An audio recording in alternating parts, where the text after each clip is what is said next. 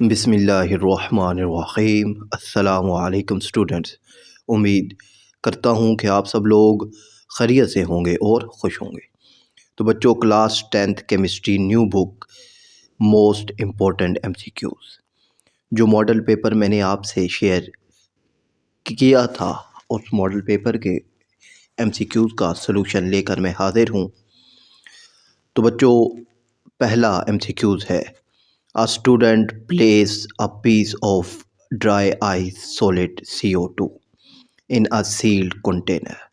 After a while, the container expands and may even burst. What is the best explanation of this? यानी एक तल्ब इल्म है, एक student है, उसने खुश्क बर्फ़ और ठोस CO2 को एक बंद कंटेनर है उसमें रख दिया है। कुछ देर के बाद बर्तन फैल जाता है या फट सकता है। इसकी जो वजह है उसको एक्सप्लेन करें। तो बच्चों, यहाँ पर अब जो इसकी जो बेस्ट एक्सप्लेनेशन है वो ऑप्शन सी है। The dry ice sublimed producing gas that increase pressure. कि ड्राई आइस जो है वो सब्लाइम्स हो जाती है, यानी चेंज हो जाती है डायरेक्टली, ठीक है, सॉलिड से गैस में। अब गैस का वॉल्यूम ज़्यादा होता है, और अब जब गैस का वॉल्यूम ज़्यादा होता है तो उसे मोर स्पेस रिक्वायर्ड होती है, जिसकी वजह से प्रेशर इंक्रीज होता है और कंटेनर जो है वो एक्सपेंड और बर्स्ट हो सकता है। ठीक है, सी ऑप्शन यहाँ पर दुरुस्त है। और अब जो ड्राई आइस होती है ये नॉर्मल प्रेशर पर मेल्ट नहीं होती, ये भी आपने याद रखना है। और इस तरह का जो रिएक्शन होता है इसमें कार्बन डाइऑक्साइड गैस ऑक्सीजन से रिएक्ट नहीं करती।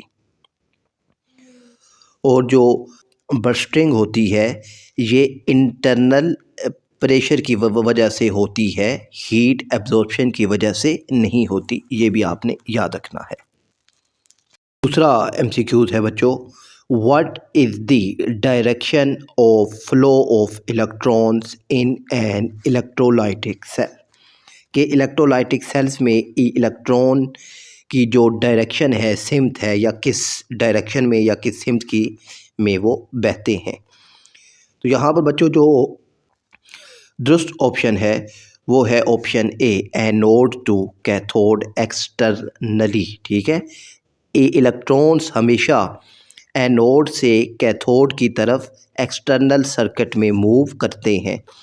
इंटरनल सर्किट्स में आयंस मूव करते हैं, इलेक्ट्रॉन्स मूव नहीं करते। ठीक है, और किसी भी सॉल्यूशन में जो है वो इलेक्ट्रॉन्स मूव नहीं करते, ये भी आपने याद रखना है। थर्ड एमसीक्यूज़ है बच्चों, which physical factors has the greatest impact on the reaction rate as the reaction progress. के रिएक्शन के दौरान कौन सा फैक्टर है जो रिएक्शन के रेट पर असर डालता है। तो दोस्त ऑप्शन है बच्चों कंसंट्रेशन। ठीक है, जब रिएक्टेंट्स इस्तेमाल होते हैं तो कंसंट्रेशन डिक्रीज़ होती है, यानी कम हो जाती है। तो कंसंट्रेशन कम होने से रिएक्शन का रेट स्लो हो जाता है। ठीक है, ये याद रखना है। टेम्परेचर जो है ये हमें ज़्यादातर जो है ये कांस्टेंट होता है, और जो कैटालिस्ट है ये रिएक्शन के रेट को तेज़ या कम करती है, कंज्यूम्ड नहीं होती। और वॉल्यूम जो है ये मेन चेंजिंग फैक्टर नहीं है। तो दोस्त ऑप्शन सी है, कंसंट्रेशन। ठीक है,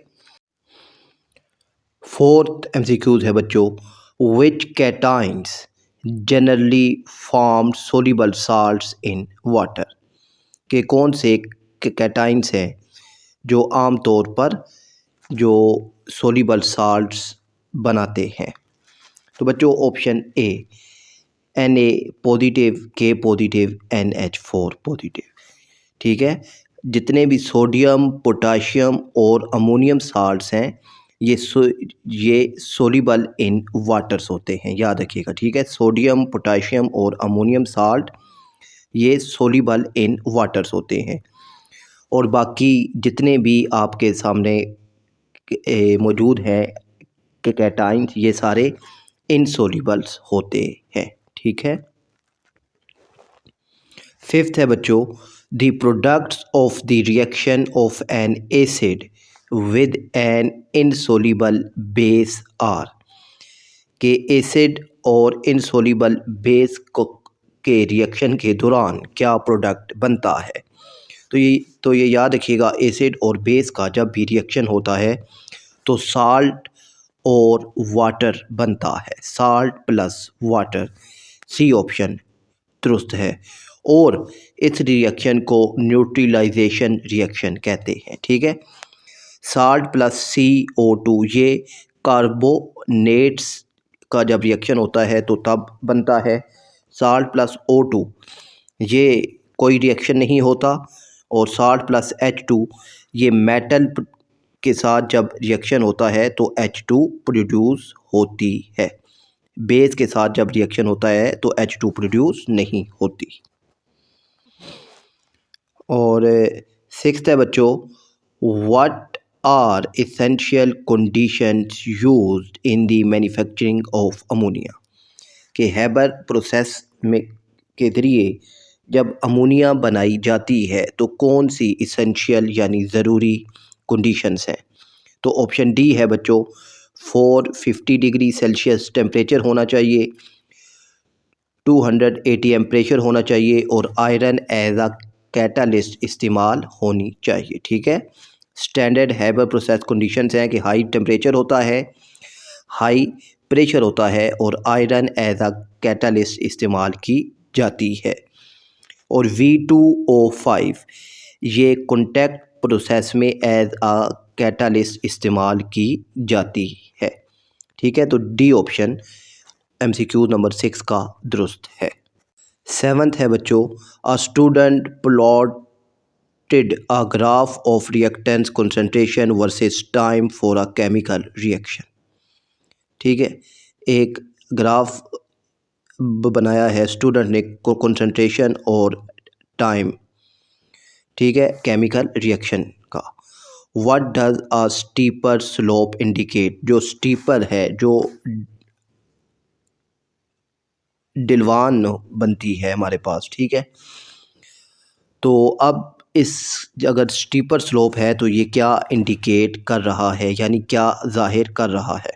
तो स्टीपर जो स्लोप है ये ऑप्शन सी बच्चों आपका दुरुस्त है, अ फास्टर रिएक्शन रेट को शो कर रहा है, ठीक है। स्टीपर स्लोप का क्या मतलब है कि faster change in concentration, faster change in concentration steeper slope का ये मतलब होता है। तो सी ऑप्शन बच्चों आपका दुरुस्त है। एट्थ MCQs है बच्चों, what is the purpose of evaporation in salt purification, कि साल्ट की जब प्यूरिफिकेशन की जाती है, सफाई की जा रही होती है तो इवेपोरेशन क्यों ज़रूरी है, या इवेपोरेशन का पर्पस यानी मकसद क्या है। तो बच्चों ऑप्शन सी आपका दुरुस्त है, to concentrate the solution and form crystal, ठीक है। इवेपोरेशन पानी को रिमूव करती है और जो साल्ट है उसको क्रिस्टलाइन फॉर्म में बना देती है, या साल्ट जो है वो क्रिस्टलाइन फॉर्म में बन जाता है, ठीक है। इवेपोरेशन से पानी को रिमूव किया जाता है। सी ऑप्शन आपके पास दुरुस्त है। नाइन्थ MCQs है बच्चों, और ये एक न्यूमेरिकल है कि how many grams of NaCl are present in 2 moles.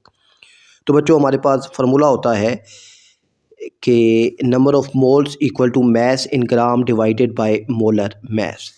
अब मैस इन ग्राम आपने मालूम करना है तो मोलर मैस ऑफ NaCl हमारे पास होता है 58.5 और मोल्स है 2, तो 2 को 58.5 से आपने मल्टीप्लाई करना है तो आपके पास आएगा ऑप्शन बी दुरुस्त 117 ग्राम। ठीक है, ये याद रखिएगा। 10th है बच्चों, which compound is formed by oxidation of ethanol, कि एथानॉल की जब ऑक्सीडेशन की जाती है तो कौन सा कंपाउंड बनता है।